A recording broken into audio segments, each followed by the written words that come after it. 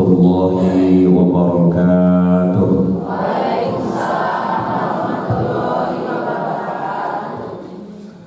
Alhamdulillahilladzi qad akhrajana darijal fikri li arbabil hijab. Asyhadu an la ilaha illallahul malikul huda wa asyhadu anna Muhammadan abduhu wa rasuluhu alladzi la yantiqu 'anil hawa in huwa illa wahyun yuha.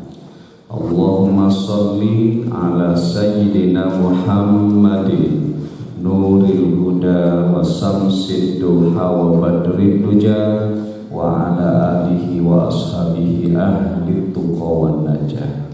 Amma ba'du, qala Allah ta'ala bi kitabihil karim wa huwa asdaqul qailin. A'udzu billahi as-sami'il 'alim minasy syaithanir rajim.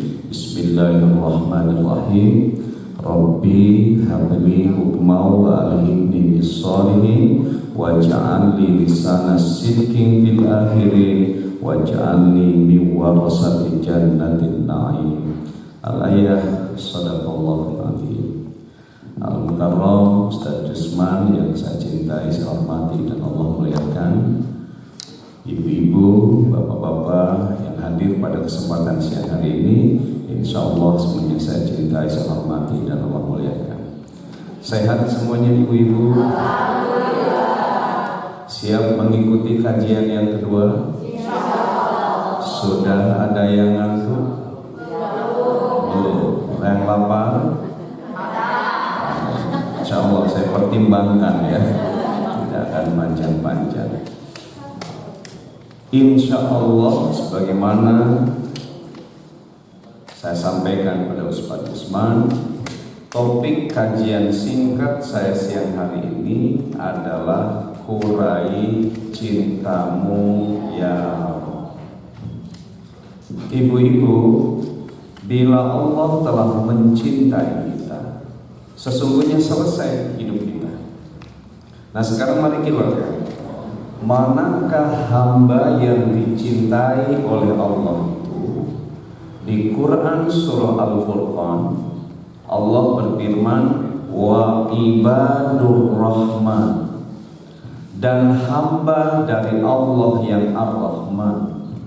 Kata para pencinta tafsir, hamba yang dicintai oleh Allah pertama, alladzina yamsuna 'alal ardi hauna, yakni mereka yang berjalan di muka bumi ini dengan rendah hati.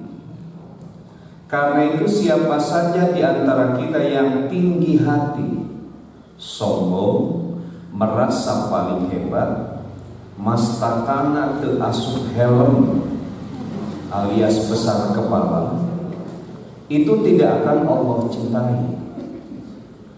Nah sekarang mari kita ngaji sebentar. Apa saja yang bisa memantik tingginya hati kita hingga kita menjadi orang yang sombong, ujungnya kita tidak akan dicintai oleh Allah. Kata Syekh Ibrahim Basuni, salah seorang ulama dari Syria, hati seorang manusia bisa terpantik menjadi tinggi pertama karena al-ilmu. Karena apa? Al-ilmu. Punya ilmu. Kata ibu Ustaz, bukankah Allah berfirman, kul hal yastawil ladina ya'lamuna wal ladina la ya'lamun? Apakah sama orang-orang berilmu dengan orang-orang tidak berilmu? Beda. Di Al-Mujadalah ayat 11 Allah menjawab, yarfa'illahul ladina amanu minkum wal ladina utul ilma darajat. Orang beriman dan berilmu itu akan ditinggikan derajatnya. Tapi ayat ini kata para pencinta tafsir belum titik baru koma, pertanyaannya ilmu yang mana? Mohon maaf kalau ilmu yang kita miliki menjebak kita menjadi orang yang merasa pintar lalu nganggap bodoh orang lain. Mohon maaf, ilmu yang kita miliki alih-alih ngangkat derajat malah ngepek terhadap tingginya hati. Jadi orang tinggi hati itu lazimnya orang-orang pintar. Ibu, kesalahan orang pintar nganggap orang lain bodoh. Kesalahan orang bodoh nganggap orang lain pintar. Tapi mending yang kedua. Tapi saya mau bertanya, Ibu, kenapa dukun disebut orang pintar? Karena yang datangnya adalah orang bodoh. Nah, Ibu-ibu, syukuri kalau kita memiliki ilmu. Ya, syukuri kalau kita memiliki ilmu. Tapi stop, jangan merasa paling pintar. Tapi harus seperti Rasulullah, pintar merasakan perasaan orang lain. Syukuri kalau ibu punya ilmu, itu anugerah. Tapi stop, jangan merasa paling cerdas. Tapi harus seperti Rasulullah, cerdas merasakan perasaan orang lain. Syukuri kalau kita punya ilmu, tapi stop, jangan merasa paling hebat. Tapi kita harus hebat merasakan perasaan orang lain. Sebab ketika kita memiliki ilmu, menjebak kita merasa paling pintar, merasa paling cerdas, merasa paling hebat, lalu menganggap bodoh orang lain. Hati-hati, ilmu yang kita miliki alih-alih ngangkat derajat kita di hadapan Allah, malah ngepek terhadap tinggi dan kerasnya hati. Satu. Yang kedua, kenapa hati seorang manusia itu bisa terpantik menjadi tinggi? Kata Syekh Ibrahim Basuni, karena al-amal wal ibadah. Ibu rajin amal ibadah, tapi ibu rajin menyalahkan praktek amal ibadah orang lain. Terlebih ketika ada perbedaan tentang tata cara ibadah. Mohon maaf, serajin apapun kita beribadah, kalau kita rajin ngutak-ngatik kesalahan ibadah orang lain, ibadah kita alih-alih mendapatkan pahala di hadapan Allah, malah ngepek terhadap tinggi dan kerasnya hati. Ibu-ibu di sini rajin semuanya ibadahnya? Insya Allah rajin ya. Ibu kalau saking rajinnya ibadah, tahajudnya siang malam. Saking rajin di sini ibu-ibu sholat Tuhan juga siang malam. Masya Allah, baca Qurannya juga langsung 40 juz. Suami ibu Jumatannya setiap hari bakat rajin. Ibu-ibu punten kalau Jumatan hari apa? Jumat. Kalau upacara bendera hari apa? Senin. Kalau nyuci katel hari apa? Bukan tiap hari, hari deng. Insya Allah, tinggal sekarang ada Mama Lemon. Ibu, setiap kita diperintah oleh Allah untuk beribadah. Wa ma khalaqtul jinna wal insa illa liya'budun. Bagaimana kita beribadah? Ustaz tadi menyampaikan ayatnya, wa budullaha wa la tusyriku bihi syai'a. Ibadah itu tidak boleh dicampur adukan dengan kemusyrikan sedikit pun. Wa bil walidain ihsana, bisikan setiap ibadah kita untuk berbuat baik pada orang tua kita. Kenapa? Sebab sekhusyuk apapun ibu sholat, kalau ibu khusyuk menyakiti hati orang tua, nol besar sholat kita. Serajin apapun ibu-ibu melaksanakan saum sunnah, tapi ibu rajin menyakiti hati orang tua kita, nol besar puasa kita di hadapan Allah. Lalu sampai kapan kita beribadah? Kata Allah, wa'bud rabbaka hatta ya'tiyakal yakin.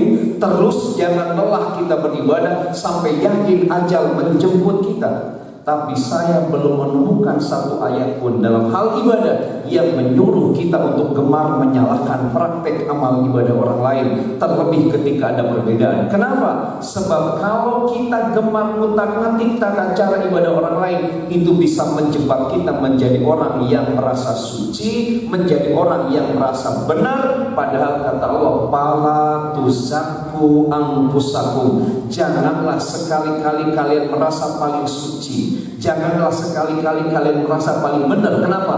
Huwa a'lamu bi ahlil birri minkum. Karena Allah Maha tahu siapa yang terbaik dalam ibadah di antara kita. Ibu-ibu, sok suci itu berbahaya, bisa memantik tinggi dan kerasnya hati. Dua. Yang ketiga, kenapa hati seorang manusia bisa terpantik menjadi tinggi?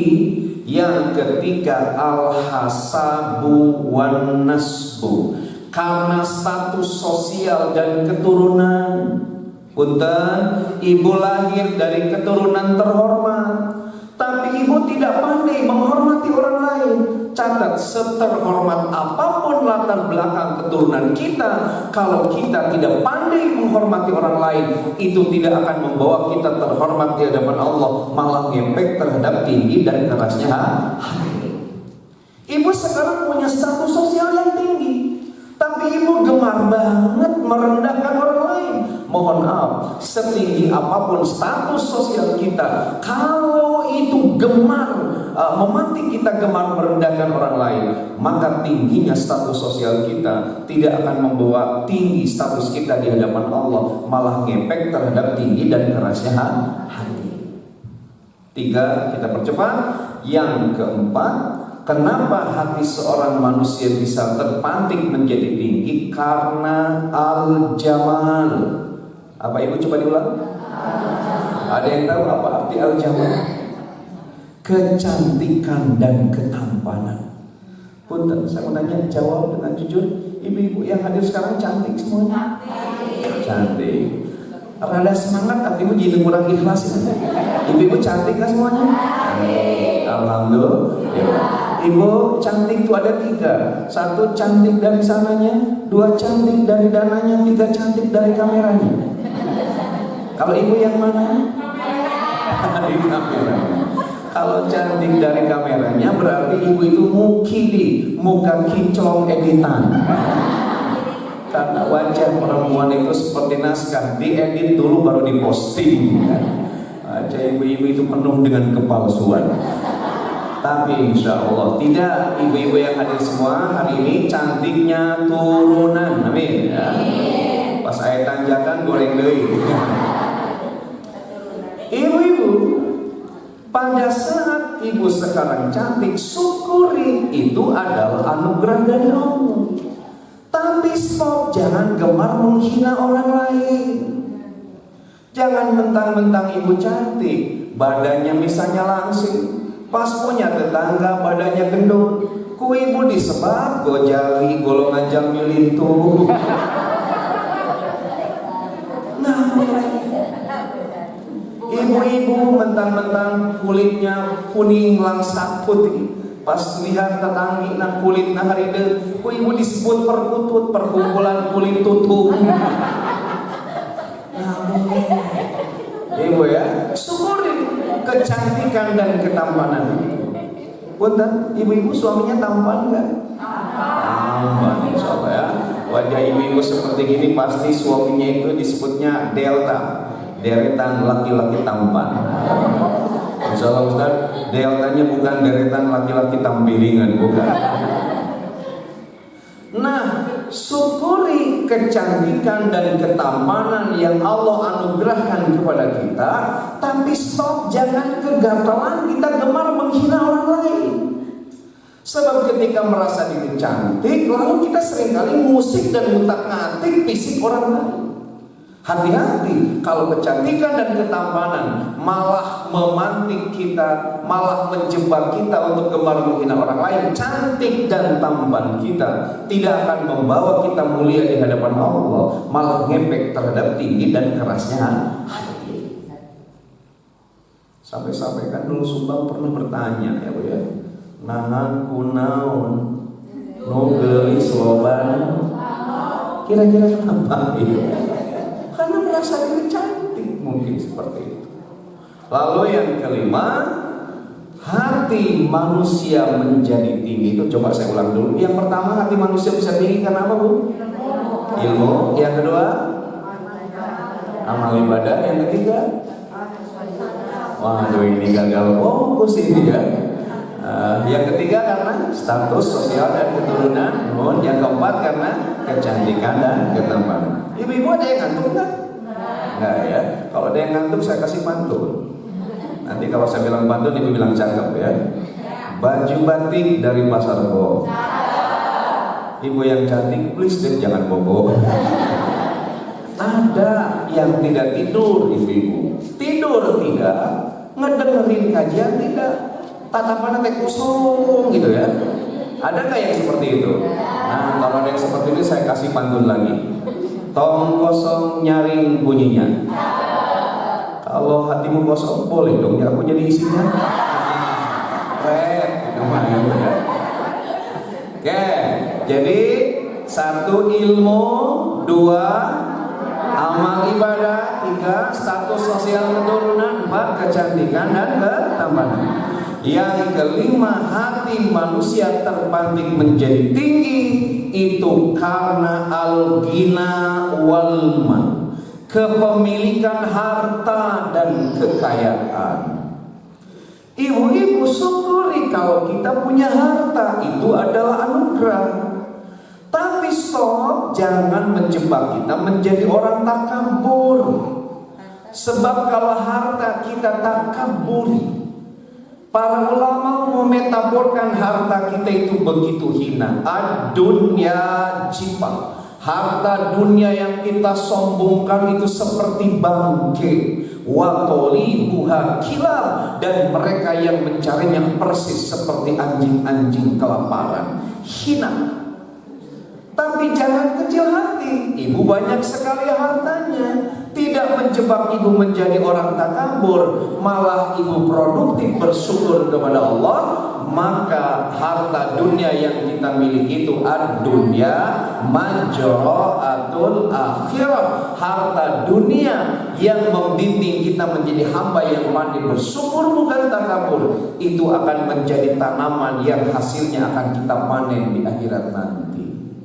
Jadi kalau punya harta ditakaburi, kita itu begitu hina. Tapi kita banyak harta disyukuri, status kita akan menjadi mulia. Punten, ibu-ibu punya harta?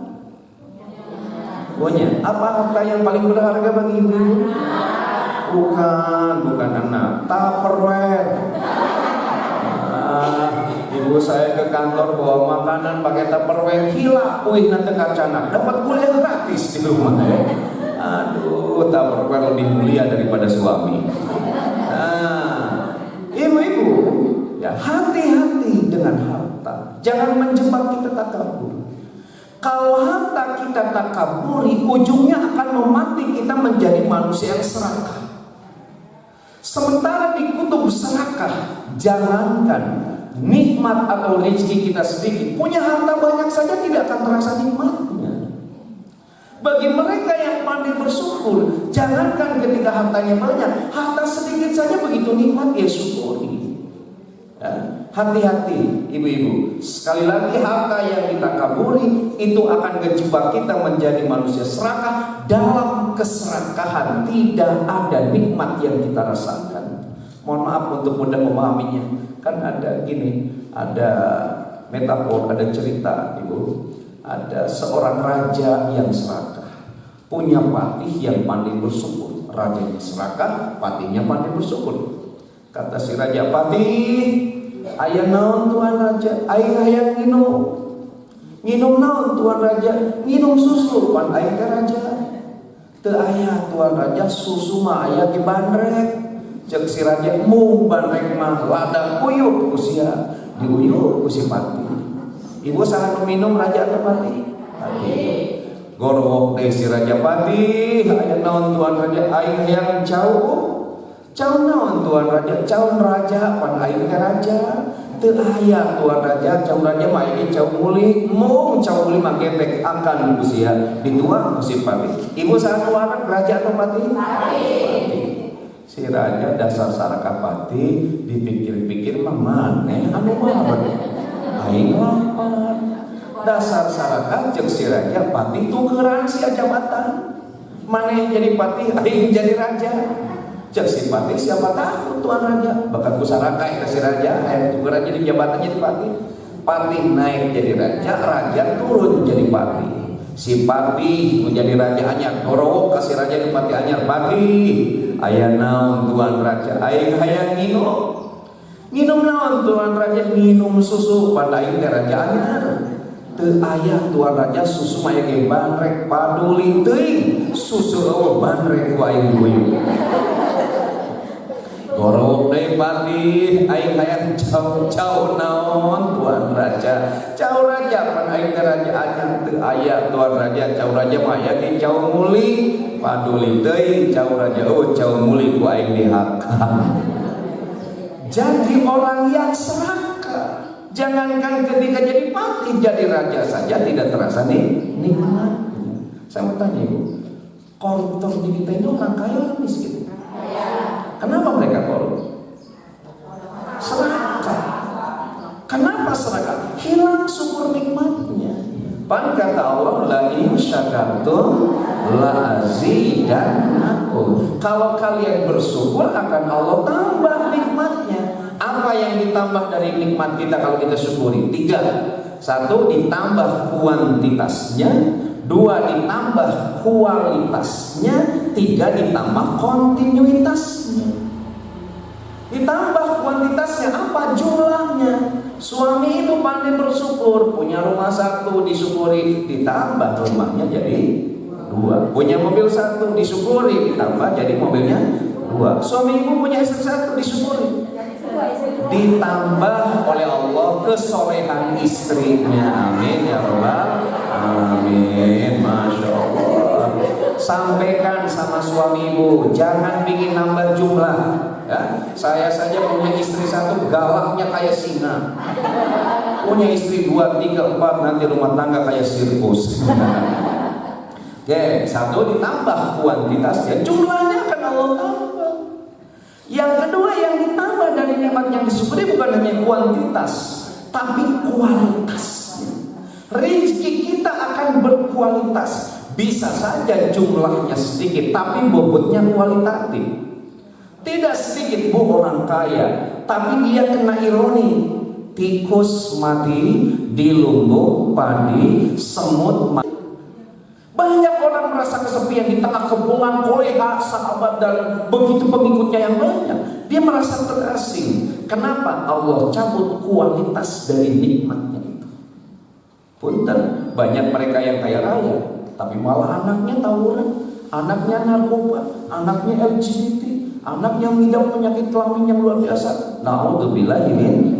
Jadi dicabut oleh Allah kualitasnya. Dan bagi mereka yang bersyukur atas nikmat Allah, yang ditambah bukan kuantitas dan kualitasnya, tapi kontinuitasnya. Terus saja nikmatnya itu oleh Allah dikasih, hingga tidak akan kena post power syndrome kalau mereka yang pensiun. Kan lazimnya gitu, aduh komitos pensiun kumaha. Orang yang bersyukur tidak akan takut, karena Allah akan menyertai itu. Maka ibu, syukuri harta kita itu, jangan menjebak kita menjadi orang yang tak kabur. Sebab kalau tak kabur ngepek pada tinggi dan kerasnya hati. Tapi saus buka bungkur kolot pareto jalma baheula wajar lamun aya jalma beunghar sombong. Wajarnya sombong kumari beunghar. Wajar si eta mah sombong kusabab geulis. Wajar teu? Wajar. Tapi aya teu jalmi geus miskin sombong goreng matu hirup deui. Ibu, kalau di sini ada orang yang seperti itu, tolong jangan dulu dikubur kalau dia belum maut. Nah, ibu dan bapak sekalian, itu yang kelima. Yang keenam, kita berdebat. Hal yang bisa memantik tinggi dan kerasnya hati kita yang keenam adalah al-atba wal ansor. Coba diulang. Merasa banyak pengikut, merasa banyak penolong, merasa banyak penggemar, merasa banyak orang yang suka pada dia. Ini hati-hati, ini penyakit para kiai.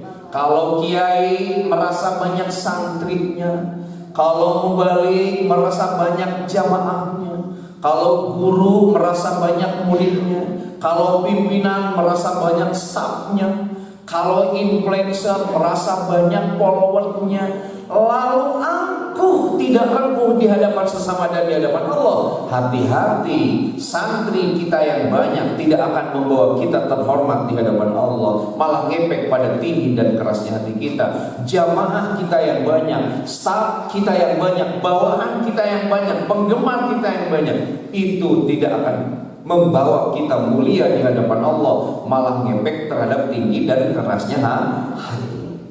Ibu-ibu mohon fokus, jangan gagal fokus. Begini, bila dikasih ilmu, merasa paling pintar, lalu nganggap bodoh orang lain. Diberi kesempatan rajin amal ibadah, malah rajin menyalahkan praktek amal ibadah orang lain. Lahir dari status keluarga yang terhormat, tidak pandai menghormati orang lain. Diberi status sosial yang tinggi, malah merendahkan orang lain. Dianugerahi kecantikan dan ketampanan, malah produktif menghina orang lain. Diberi harta dan kekayaan, malah takabur bukan tasyakur. Diberi pengikut dan penggemar yang banyak, malah angkuh bukan rengkuh. Perhatikan kata Allah, summa qasat qulubukum min ba'di dzalika fahiya kal hijarah. Kata Allah, setelah itu Allah akan membuat hati mereka menjadi keras, kal hijarah, sekeras batu, au asyaddu qaswah, bahkan hati kita bisa lebih keras daripada batu. Ibu-ibu, kalau hati kita keras melebihi batu, itu berbahaya. Kenapa? Nanti hati kita dari kolbun qasiyun, hati yang keras itu akan turun degradatif menjadi kolbun maridun. Coba diulang, Bu. Apa kolbun maridun itu? Hati yang sakit.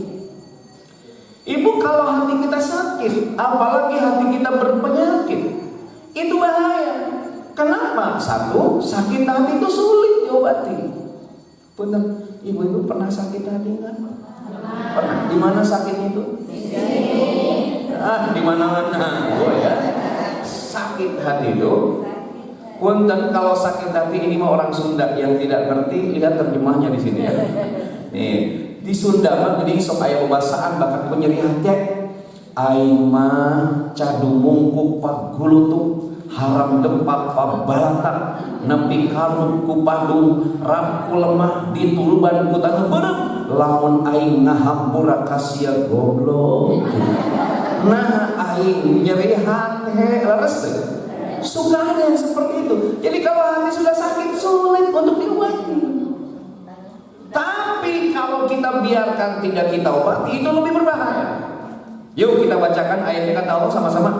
Fi qulubihim maradun fasadahumullahu marad. Pada hati mereka ada penyakit, sulit diobati lalu dibiarkan, maka Allah akan menambah penyakit hati yang lainnya. Sudah sakit ditambah penyakit hati yang lainnya, maka hati kita nanti akan turun degradatif kualitasnya dari kolbun maridun menjadi kolbun mayitun. Apa artinya? Hati yang mati. Kalau hati kita sudah mati, Ibu, kata Allah, mereka diberi mata, tapi matanya buta untuk menatap ayat-ayat Allah. Mereka diberi telinga, telinganya tuli dari petunjuk Allah. Mereka diberi hati, mereka mengunci mati dari isyarat-isyarat Allah. Bila sampai pada kutub itu, ulaika kal an'am, mereka itu seperti binatang, balhum adol, bahkan bisa lebih sesat daripada binatang. Ibu-ibu, kalau hidup kita sesat melebihi binatang, kira-kira akankah kita dicintai oleh Allah? Tidak. Maka pertama, raih cinta Allah dengan menjadi manusia yang rendah hati. Jangan sekali-kali menjadi manusia yang tinggi hati. Satu. Teraskan tong Ibu. Capek ente? Insyaallah, kalau saya kan capek. Malam tadi kugorokan pengajian tabligh akbar 17-an. Subuh tadi kajian tafsir. Barusan jam 8 harus ngisi materi di sertifikasi haji. Sekarang di sini kugorokan lagi. Mitos para raih, para rahan. bujur dikait karena tihang.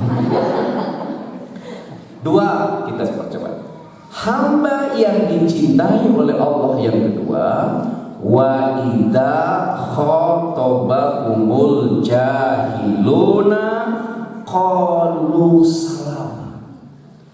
Apabila dia dijahilin, apabila dia dinyinyirin, apabila dia dihina, apabila dia dibully, dia tidak membalas dengan aksi serupa, tapi qalu salama, dia menjawab dengan kata-kata yang penuh dengan kedamaian. Punten, kalau ada orang lain nyinyir sama ibu, oleh ibu dinyinyirin balik. Ada orang ngejahilin sama ibu, ibu dibalas dengan aksi serupa. Ada orang yang ngebully ibu dibully dari luar biasa. Jangan harap kita akan dicintai oleh Allah. Saya mau bertanya, yang kedua ini gampang atau sulit? Sulit. Tapi kata Ali bin Abi Thalib, sesulit apapun itu tentu tidak sesulit memindahkan rembulan ke pangkuan tangan, meski juga tidak semudah membalikan telapak tangan. Kalau kita benar ingin dicintai oleh Allah, belajarlah agar kita punya inner energy, punya inner power, punya inner wisdom, punya inner teacher untuk merespon setiap hinaan dengan kata-kata yang penuh dengan kedamaian. Ibu-ibu punten, di Indonesia hari ini gara-gara pengaruh medsos, kita itu sekarang menjadi kaum sumbu pendek, cepat marah, gampang emosi. Jangan salah kalau anak kita juga demikian, ya, reaksionis. Bahkan sekarang kita berada pada era post-truth. Post-truth itu apa artinya? Berita hoax, berita palsu lebih dipercaya ketimbang berita sebenarnya. Kenapa kita gampang tertipu, terpercaya oleh berita palsu? Karena kita kurang berpikir kontemplatif, kita tuh emosional. Nah, lalu pertanyaannya, latihan apa yang harus kita lakukan agar kita bisa merespon setiap cacian makian dengan kata-kata yang penuh dengan kedamaian? Satu, Ali bin Abi Thalib merujuk pada Quran surah Al Imran, kata beliau, wal kadhiminal ghaidh, belajar untuk menahan amarah.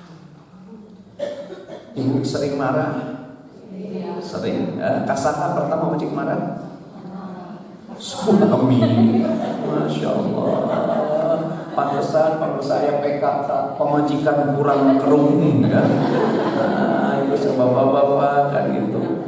Ada makhluk hebat di dunia itu, makhluk terhebat, terkuat di dunia itu hanya ada tiga. Satu, wanita. Dua, perempuan. Tiga, istri. Alim disalahkan. Oke, Pak. Bagaimana cara kita menahan amarah? Kita belajar pada Bilal bin Rabah. Ibu-ibu pernah dengar cerita Bilal bin Rabah? Kantos, ya.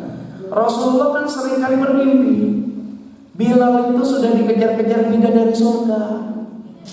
Bahkan taruhlah atau sendal Bilal sudah seringkali terdengar oleh Rasul melangkah di surga. Pertanyaannya, apa yang dilakukan Bilal? Bilal itu selalu memanjangkan wudhu. Upami batal wudhu, beliau abdas lagi.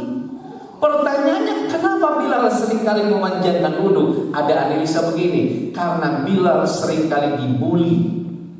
Siapa yang ngebully Bilal? Kaum munafikin. Kenapa Bilal dibully? Bilal itu sahabat Nabi yang buruk rupa tapi dicintai oleh Nabi. Awan buruk rupa di kumahanya lah, biasa ibu nafsirkan, ya. Tapi dicintai oleh Nabi. Suatu saat ibu Bilal itu sumbing ke Rasulullah. Kata Bilal, ya Rasulullah, amarah di dadaku itu begitu memuncak, emosi di hatiku begitu tinggi. Kata Rasulullah, kenapa Bilal? Orang munafik itu menghina saya, ya Rasulullah. Si fulan ngebully Abi, ya Rasulullah. Kata Rasul, la tahtu. Bilal, kamu jangan marah. Kenapa jangan marah? Walakal jannah, maka surga untukmu. Jadi orang yang pintar mengendalikan amarah dijanjikan masuk surga. Tapi ibu, suatu ketika Bilal sumbing lagi ke Rasulullah. Ya Rasulullah, amarah di dadaku semakin memuncak, emosi di hatiku begitu tinggi. Saur Gusti Rasul, kunaon Bilal? Orang munafik itu lagi-lagi menghina. Si fulan, si A, si B, si C, saya dengan bulan dia Rasulullah. Gimana sahabat Gusti Rasul? Bilal, amarah itu datangnya dari setan. Setan itu diciptakan dari api. Api itu akan takut oleh air. Maka idza ghadiba ahadukum, jika amarah membuncah di dalam dadamu, falyatawaddo, segera kamu berwudu. Jantan ibu upami emosi, ibu segera abdas. Punten gambil atau nabi sesat? Gambil nyanyi abdas bu. Pilih ibu rada ngamuk ke suami ibu tuh ya. Aduh, komo ngamuk nanti bari nyanyi ke ibu di hadapan suami. Harudang, harudang, harudang, panas, panas, panas. Ningali, ningali tatangga, terus mareli mas. Suami ibu nggak balas nyanyi, harudang, harudang, harudang, panas, panas, panas. Ningali, ningali tatangga, terus karawin doi. Bisa dibalas. Nah, abdas. Lalu Bilal datang lagi pada Rasulullah. Saya sudah berwudu ya Rasulullah. Tapi orang munafik itu terus menghina, ngaledek pisan ya Rasulullah. Ya. Maka Abi Hurairah ngambek ya Rasulullah. Gimana kata Rasulullah? Bilal, amarah itu datangnya dari setan. Setan itu takut sama Allah. Maka bila amarah membuncah di dalam dadamu, libatkan Allah dengan apa? Fasta'in billahi minasyaitonir rajim. Segera baca isti'adzah. A'udzu billahi minasyaitonir rajim. Atasnya apa, Bu? Aku berlindung kepada Allah dari godaan setan yang terkutuk. Ngaos istiadah, gambil atau nabi sesat? Gambil, abdas, ngaos, a'udzu billahi minasyaitonir rajim. Ibu, kumargi orang munafik teras we ngaledek ka Bilal tuh. Ngahina teras-terasan, ngebuli begitu fantastik lah dibulinya itu. Hingga Bilal membuncah kembali amarahnya, emosinya begitu sangat tinggi. Maka sumbing deh ke Rasulullah sallallahu Gusti Rasul, Bilal, kalau kamu sudah wudu, kamu sudah baca istiadah, tapi kekeh emosi begitu tinggi karena hinaan begitu deras membanjiri, maka sallallahu Gusti Rasul gonta-ganti posisi. Jangan kalau amarah datang ibu lagi berdiri, ibu cari duduk. Duduk pasti kenewe, fokus ke orang menghina ibu. Boleh sallallahu Gusti Rasul berbaring gogolenan. Setelah tiduran masih emosi, maka biar santai jalan-jalan. Sepakat ibu kalau jalan-jalan? Oh, ini mah Masya Allah. Ibu sepakat, bapak-bapak nanti ngeliat ya. Luar biasa. Ibu ingin tahu siapa ibu yang baik itu?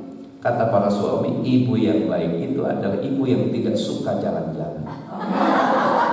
Kenapa? Sebab sorga itu di bawah telapak kaki ibu. Kalau ibu banyak jalan-jalan, khawatir kakinya keseleo, nanti tidak ada sorga bagi anak-anaknya. Maka ibu yang baik itu menjedok saja, jangan banyak jalan-jalan. Karena sorga itu di bawah telapak kaki ibu. Kalau sorga suami, istri di mana? Surganya istri di mana? Di bawah telapak kaki suami. Maka ibu, kalau suami ibu nendang, jangan ngeles, itu tendangan dari surga.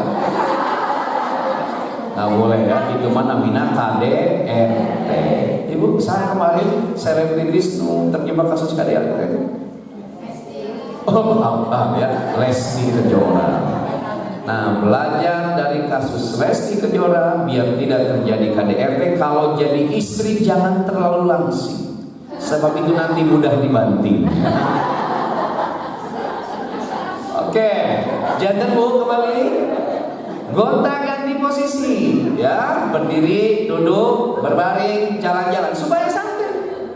Punten, ini ada cerita kemarin jemaah haji saya. Ibu saya punya pengabdian membimbing di Halifatur, salah satu travel terbaik di Indonesia. Mohon waktu nanti beberapa menit setelah beres pengajian, ada rekan yang mau promo tentang umroh dan lain sebagainya, ngasih informasi sama ibu-ibu.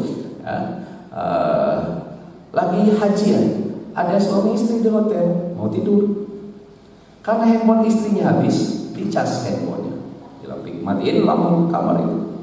Tengah malam setengah 12, tiba-tiba dari handphone istri itu terdengar notifikasi, tirilik, tirilik, bunyi apa itu?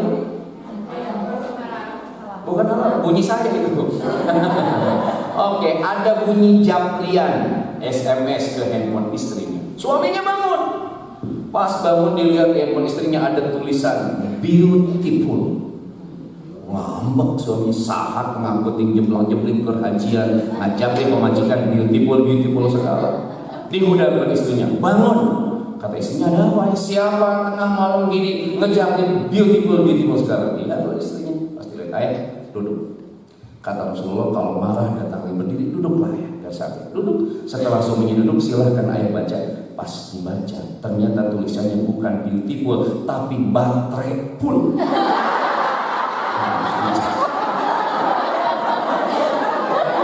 Jangan dulu. Bisa jadi kalau lagi marah, baterai full jadi beautiful. Nah, maka ibu gonta ganti posisi. Ibu kalau sudah gonta ganti posisi kegawe masih emosi, ini mah rumus dari para ulama, tarik nafas. Tarik nafas yang dalam, dibuang 1 kali, 2 kali, 3 kali, insya Allah plong. Tapi kalau sudah tarik nafas 3 kali, ibu masih kene makel, tarik tunai. Insya Allah aku tidak. Nah ibu, bila sudah gonta ganti posisi, tapi terus dihina, terus dibully orang munafik itu terus gitu kan, nggak mudah pisan ke Bilal. Kata Bilal, ya Rasulullah, abi pingin marah pisan, hoyong ngambek pisan, ditonjok abi ya Rasulullah. Kata Rasul gimana? La tabto. Idza ghadiba ahadukum, jika amarah semakin memuncak. Itu kata Rasulullah, fal yaskut, kamu diam, jangan banyak ngomong. Jadi kalau udah muncak banget amarah itu diam, fal yaskut. Jangan amarah dititipkan di mata hingga berbuah air kontek yang menakutkan orang lain. Janganlah amarah dititipkan di lisan kita hingga berbuah perkataan yang kasar dan menyakiti orang lain. Janganlah amarah dititipkan di tangan dan di kaki hingga berbuah perbuatan yang menakutkan orang lain. Apalagi amarah dititipkan di status medsos. Jangan akhirnya orang yang tidak tahu jadi tahu, kunau kan jadi multi tafsir. Nama kapal yasmut, diam saja kata Rasulullah. Akhirnya Bilal sopi ke Rasulullah, alhamdulillah saya sudah bisa diam ya Rasulullah. Tapi kenapa air mata ini menetes di pipi?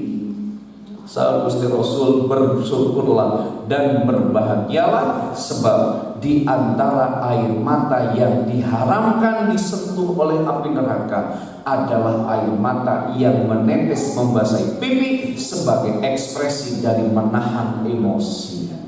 Ibu hoyong ngamak ke putra ibu, bahaya, tadi terus dijelaskan cuma akibatnya. Ibu hoyong nyesel ke suami ibu, bahaya itu, sebab bisa mendatangkan amarah berikutnya. Ibu tahan, tapi efeknya nangis. Berbahagialah, air mata ibu disentuh, diharamkan disentuh oleh api neraka. Ibu pernah menangis? Siapa yang ingin ibu menangis? Kejadian ya, tidak berani bilang suami ya. Saya mau nanya, suami ibu pernah menangis nggak? Nggak tahu. Ibu, sekuat apapun laki-laki pasti akan meneteskan air mata kalau matanya dicolok. Oke, ibu-ibu, jadi belajar menahan amarah. Salah satu cara yang tepat untuk merespon setiap cacian makian dengan kata-kata yang penuh kedamaian. Ada rumus satu lagi, kata Ali bin Abi Thalib, adalah lisanan latifan. Apa lisanan latifan? Biasakan gaya komunikasi dengan tutur sapa yang santun. Biasakan berkomunikasi dengan gaya komunikasi yang lembut. Biasakan berkomunikasi dengan gaya komunikasi yang respektif.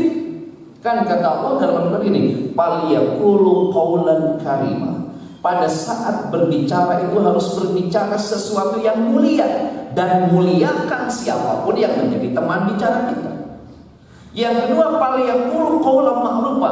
Biasakan pada saat bicara sesuatu yang baik dan memperlakukan teman bicara kita juga dengan baik. Falyaqulu qawlan sadida. Pada saat berbicara itu harus berbobot, padat, berisi, sehingga siapapun senang berbicara dengan kita. Sebab setelah berbicara dengan kita, mereka mendapatkan ilmu dan pencerahan dari kita.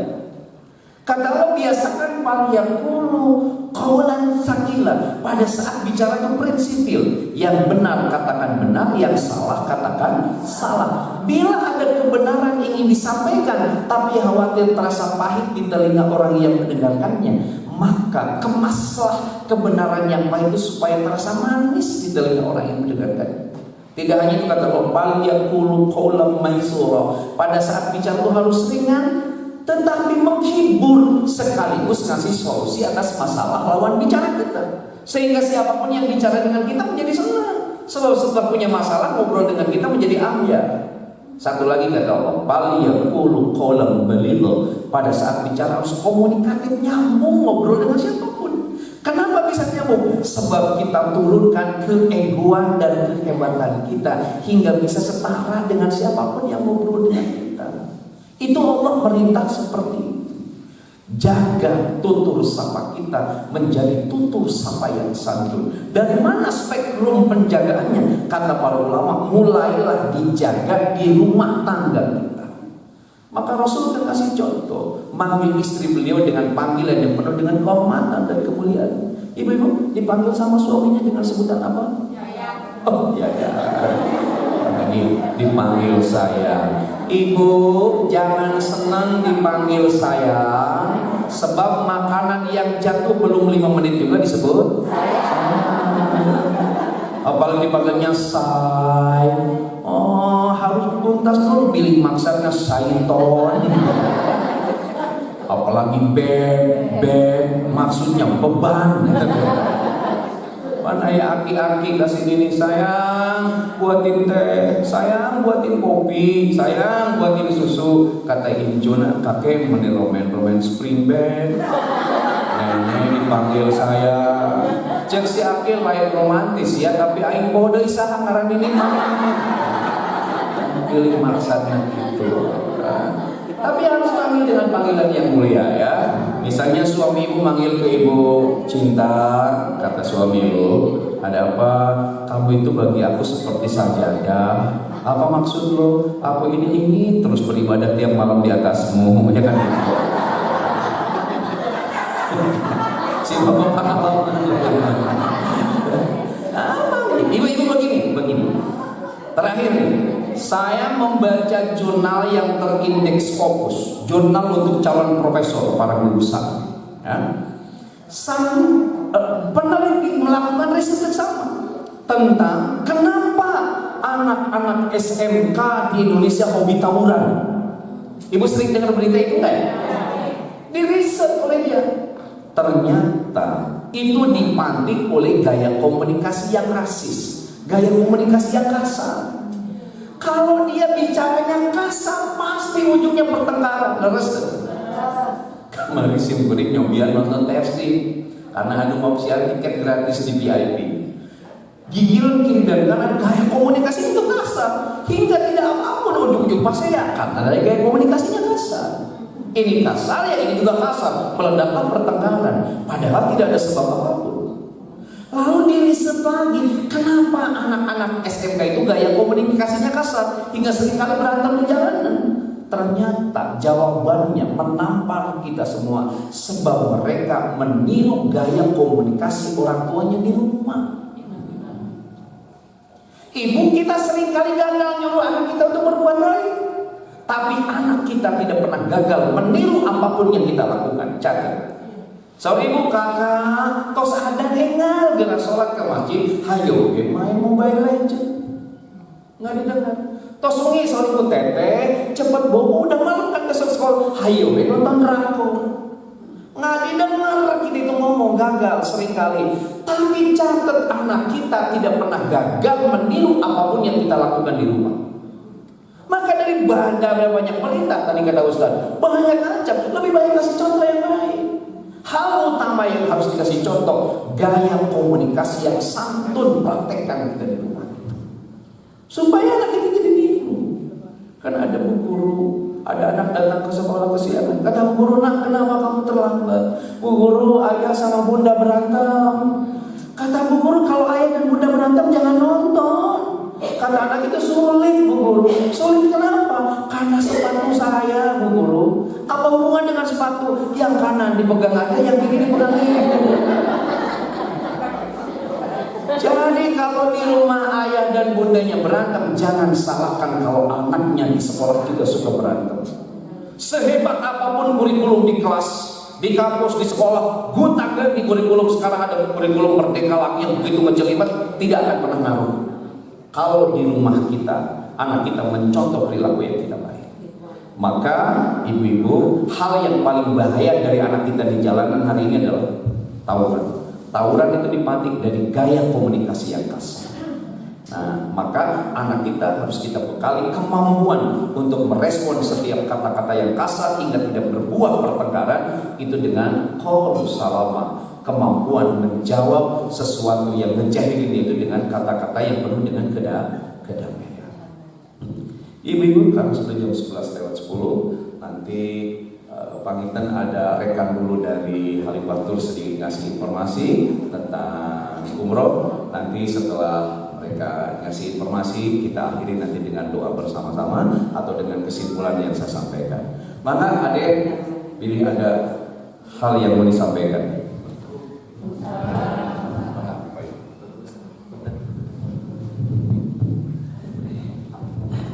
Bismillahirrahmanirrahim. Assalamualaikum warahmatullahi wabarakatuh.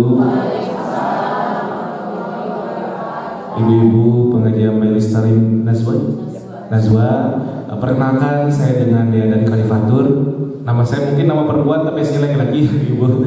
Insya Allah kami dari Kalifatur ingin memperkenalkan diri kepada ibu-ibu sekalian. Kami dari Kalifatur salah satu travel di Bandung, ada travel sudah cukup lama Halifatur, sekarang termasuk travel terbaik ketiga di tingkat nasional.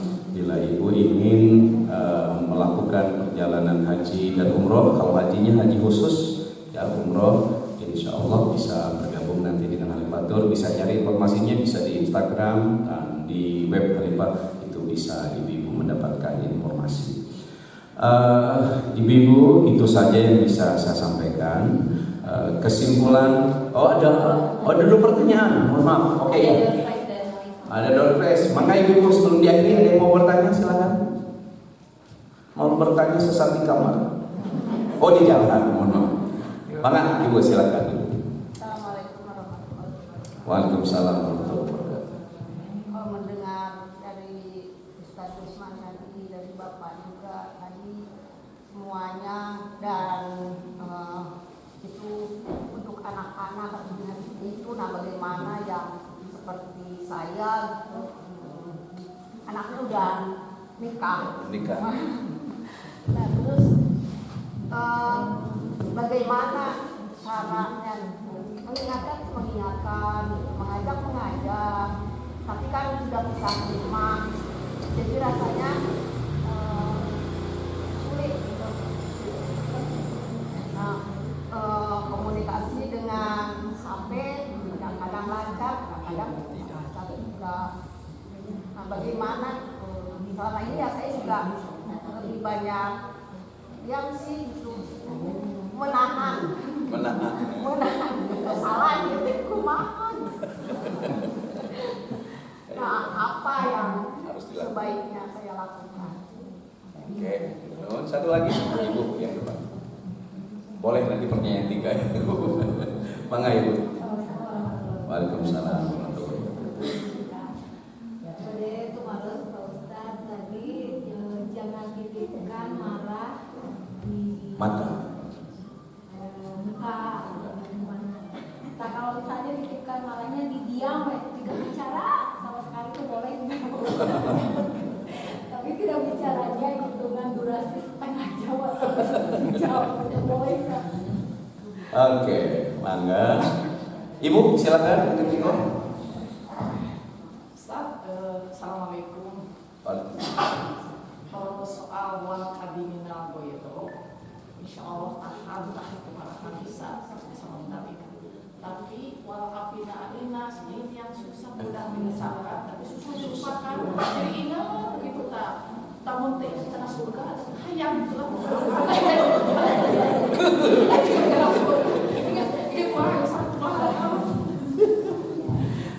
Oke, ibu-ibu ini pertanyaannya berat semua. Yang pertama kepada anak terutama ya, mengingatkan kepada anak kita agak susah karena sekarang sudah jauh-jauh. Kemudian lewat media komunikasi kadang tidak efektif. Nah, sementara kita juga terbayang di pikiran kita anak kita belum benar gitu ya. Nah, ada campur aduk antara itu. Nah, apa yang pertama harus kita lakukan? Kata para ulama yang terpenting itu pertama dari orang tua untuk istiqa'ah, mengalirkan doa-doa.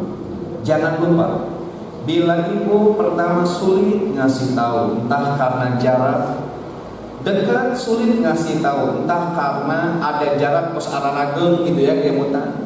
Begitu sulit kita mau mengingatkan anak kita, padahal di sisi lain kita melihat anak kita juga belum benar, maka jangan tinggalkan doa-doa terbaik kita untuk anak kita. Syekh Ismail Raji Al-Faruqi pernah memetaforkan begini. Ketika beliau hidup itu disebut saja secara geografis wilayah Tandus. Kalau ibu berangkat ke Mekah, berangkat ke Madinah. Sekarang Mekah dan Madinah itu sudah sangat hijau.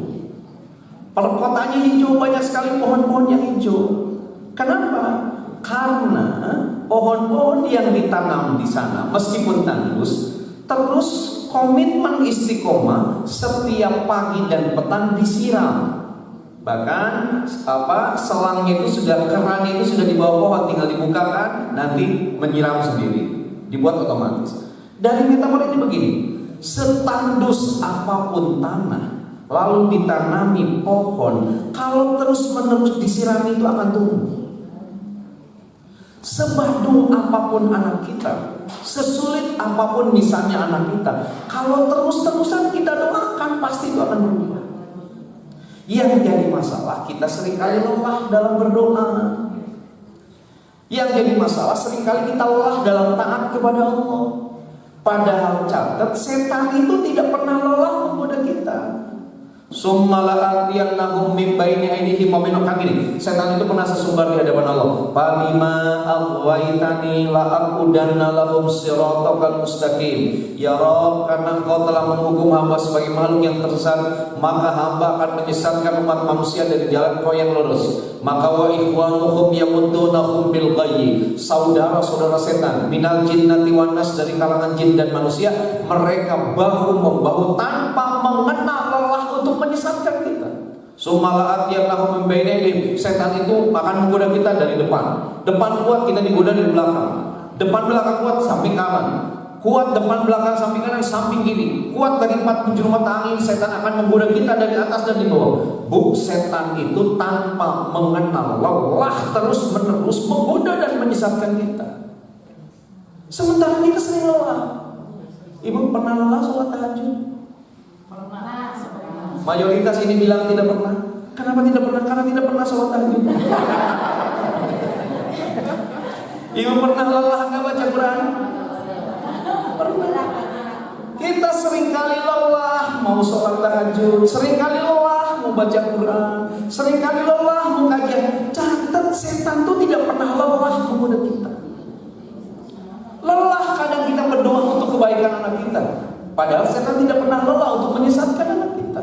Maka yang terpenting dari seorang ibu, bila hambatan-hambatan komunikasi terhadap anak ingin mengingatkan anak kita sulit, jangan lupakan berdoa. Nah, tetapi mengingatkan juga jangan pernah lupa, entah lewat handphone, lewat apapun, terus ingatkan, karena status ibu sebagai orang tua. Anak kita insya Allah senang kalau diingatkan oleh orang tua itu. Saya kalau punya ibu diingatkan sama orang tua senang.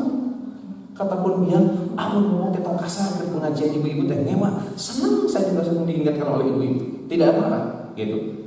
Tapi saya diingatkan oleh orang lain bisa marah, tapi diingatkan oleh ibu sendiri tidak marah, bahkan senang.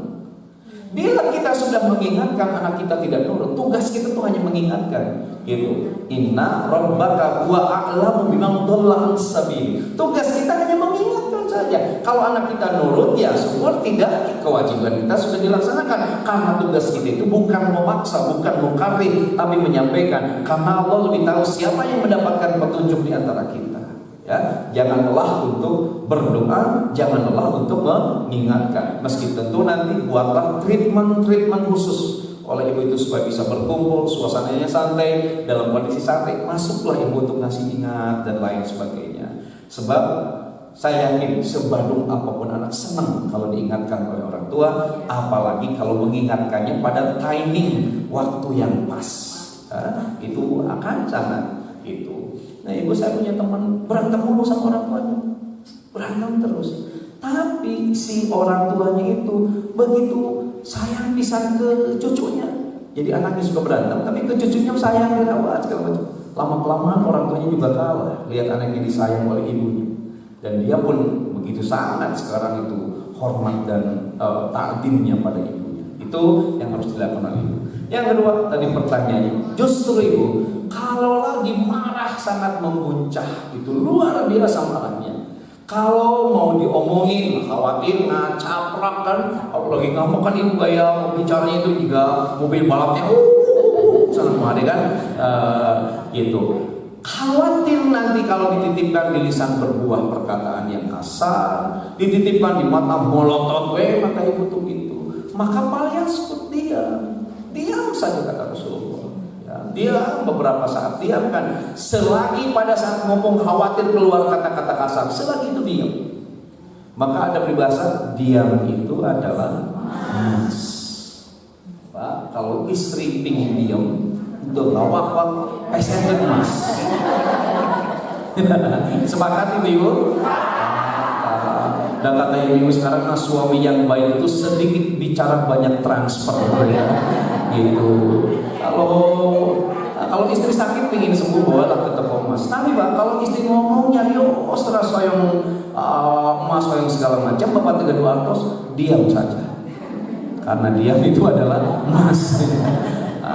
Ibu justru berdiamlah, sebab ternyata pada saat kita diam itu seluruh energi yang dimiliki dalam tubuh kita membawa kita relaksasi, rileks, menjadi tenang dan lain sebagainya.